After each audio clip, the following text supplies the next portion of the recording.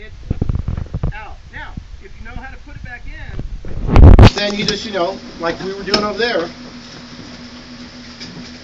The key is you. Careful that window. Yeah. Well, there is no window here. You're holding it in your hand. Well, you would be taking care Yeah, of it. but you would be. Oh, you'd be holding onto the window, or you'd have somebody at least holding on the window. Maybe You want a window to hold on? yeah, have a friend hold the window.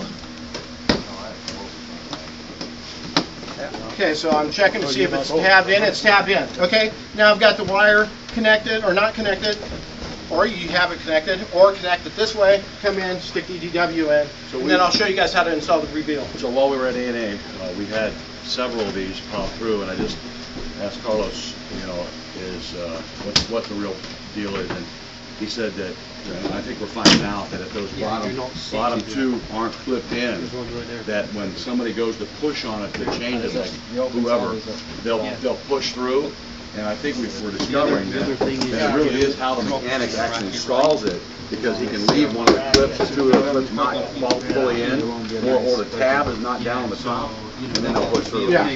But I see what you're saying. Once they're in, they're solid. Oh yeah.